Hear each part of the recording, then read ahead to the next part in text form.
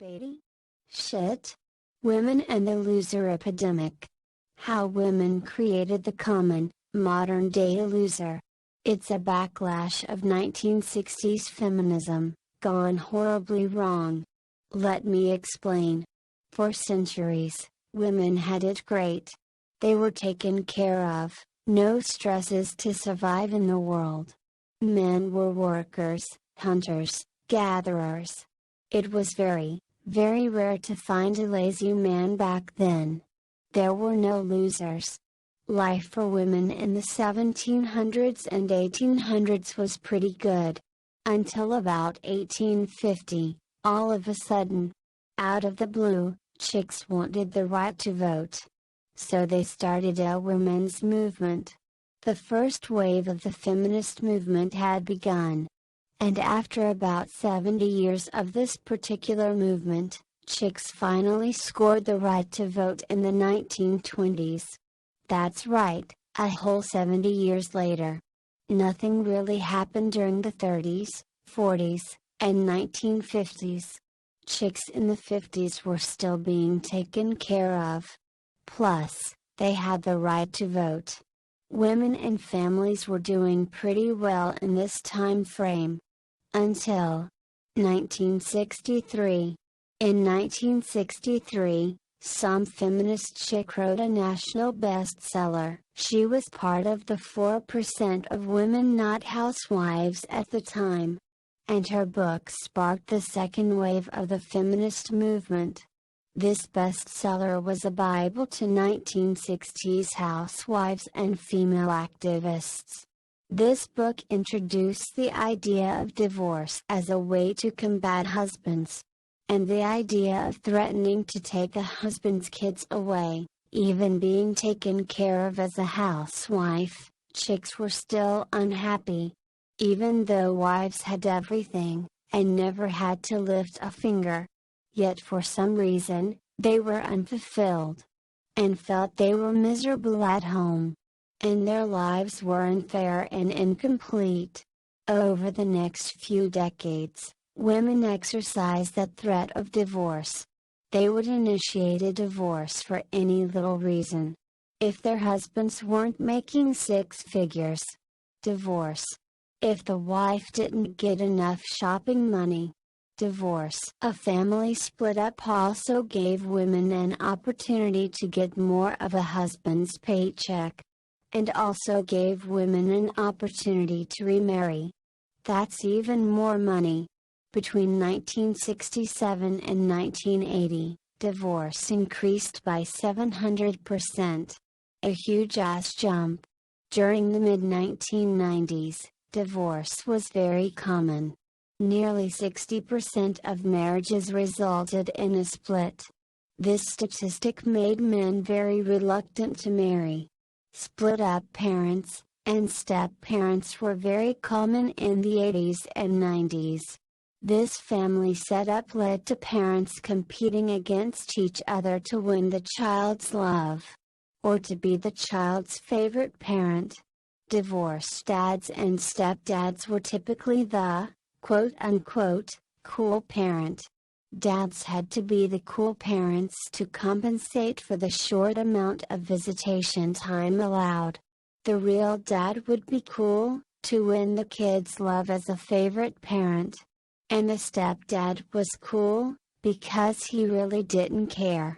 He was more focused on banging the kid's mom.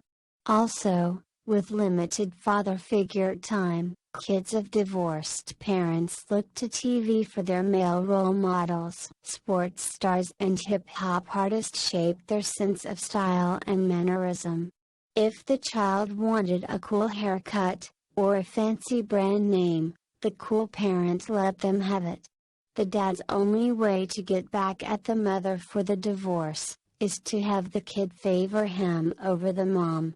To keep being the favorite parent, dads would let the kids watch violent movies. Dads would take the kid to get a cool haircut.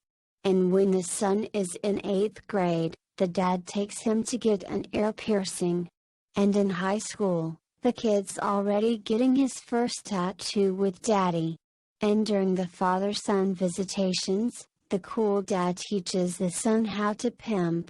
Because the dad is divorced, the dad's constantly bringing over chicks from the bar. The son picks up on this, and learns this behavior. By the time the kid is out of high school, he's already a full-blown pimp loser. Basically, divorced dads teach their sons how to get laid without getting married. This way of getting chicks by becoming a loser is widespread. In the 2000s, the number of financial weapons for women have increased thanks to single-parent culture. Women's programs have increased. Women's government welfare programs are at an all-time high, almost encouraging women to be single mothers. Child support lawsuits, increasing. Custody battles, through the roof. Domestic violence cases, restraining orders, harassment, all-time high. And the list goes on. The only way men can defend themselves is by being broke, jobless, a punk loser. Because paying for lawyers and court fees alone is financially devastating. It's a battle men know they can't win. Women have the court system on their side, always. When it comes judgment time, whose story will the judge believe? Hers, 95% of the time. The rise of the court system forced men to become deadbeats and avoid marriage at all costs. And because men have to stay broke to avoid fees and payment, women have taken over colleges and they are slowly entering the workplace. Today, bad boys outnumber good men 5 to 1. For every good man, there are 5 bad boy punks. In the 2010s, divorce rates are decreasing. Only because men aren't marrying as much. I mean, there are still some guys marrying. Only sad gullible saps hard up for sex. They're still willing to risk half of their fortune for a shot at hot ass. But the vast majority of men are not getting hitched. They're remaining broke to avoid garnishments. To avoid having to pay for those inevitable court appearances. Becoming and remaining losers. It's far easier to be a loser to get chicks.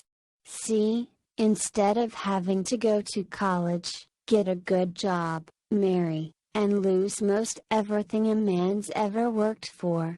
It makes more sense to just be a bad boy thug. Punk losers are now the majority. Women love them, yet hate them at the same time. Women created them, and now they're here to stay.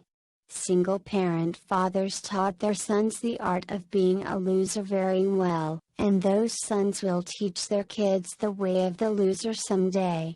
And, in 25 years, this will be the face of your average, typical, stay-at-home parent. In 25 years, there will be no marriage, no full-time mothers, no housewives. All this, because feminism backfired. All this, because of this book published in 1963. Period.